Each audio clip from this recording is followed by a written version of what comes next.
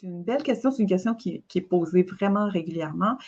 En fait, une pratique régulière, pour moi, dans la pratique, c'est au moins, c'est un minimum de 3 fois par semaine, évidemment, mais toujours en visant un peu plus. Puis ça dépend aussi de ce qu'on veut faire. Une pratique régulière, pour moi, ça ne veut pas dire toujours les mêmes activités, puis toujours le même temps passé dans les activités qu'on va faire.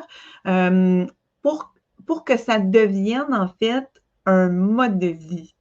Alors, c'est ça qu'on veut faire. Dans le fond, exemple, pourquoi j'ai mis le bonus défi créatif 7-21, qui est 21 jours, un petit peu chaque jour, c'est pour amorcer, en fait, une pratique vraiment de tous les jours pour que ça devienne un mode de vie.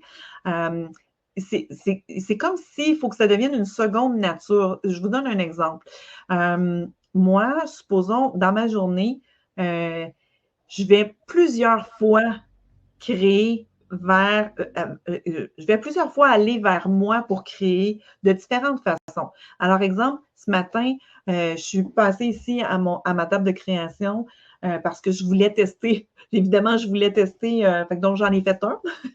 Je suis allée en faire un. Donc, j'ai des pistes aujourd'hui, mon Dieu, j'ai des pistes un peu partout. Donc, j'en avais un autre que j'ai testé ici comme ça avec plusieurs choses. Mais par la suite, j'ai pris mon journal puis je me suis assise une vingtaine de minutes pour écrire. Ensuite, j'ai continué ma journée. Après l'heure du repas du midi, je me suis installée, puis j'avais juste quelque chose que je voulais un petit peu dessiner pour calmer mon stress ou mon anxiété pour aujourd'hui. Donc, j'ai pris un petit peu de temps là. Donc, ça peut être dans des moments, si les femmes me disent souvent, oui, mais comment je peux faire dans ma journée qui est déjà super remplie pour pouvoir mettre des moments pour créer? Ben, c'est tout simple. Il faut changer nos lunettes, en fait, et voir toutes les ouvertures dans une journée qui sont possibles. Et croyez-moi, des ouvertures, il y en a plein, plein, plein quand on part du principe qu'on peut le faire seulement en quelques minutes. Alors, je vous donne un indice. Vous revenez du boulot, mais avant d'arriver à la maison, mettons, vous revenez du boulot en véhicule ou même dans les moyens de transport et tout, vous avez à quelque part du temps avec vous en ce moment pour écrire. Si vous conduisez, vous pouvez vous stationner sur le côté du chemin ou à un petit parc proche de chez vous pendant 10 minutes, 5 minutes, puis juste sortir votre carnet puis gribouiller ou juste écrire quelques mots ou juste avoir un ou deux crayons de couleur pour mettre des formes sur un crayon. Ça peut être un exemple. Moi, souvent, je vais utiliser pendant que mon repas du soir est en train de cuire, mais je m'en viens, puis là, je viens faire un petit peu de collage, ça, entre autres sur la page de vente, dans le premier module, c'est un personnage surréaliste avec des grands yeux, là.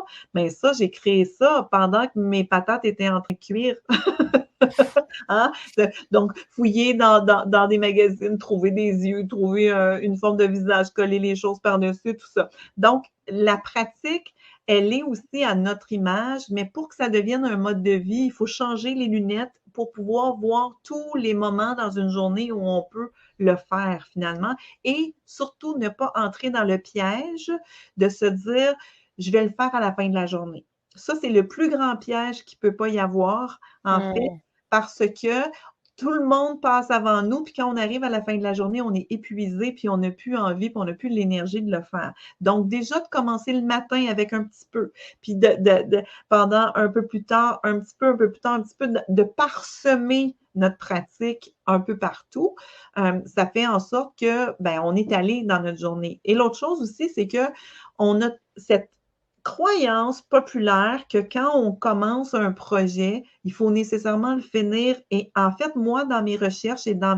mes constats, je réalise que le fait de venir un petit peu sur un projet plusieurs fois, ça permet de faire mûrir le projet beaucoup plus en profondeur. Puis il y a quelque chose qui se dégage de ce que j'appelle faire des séries.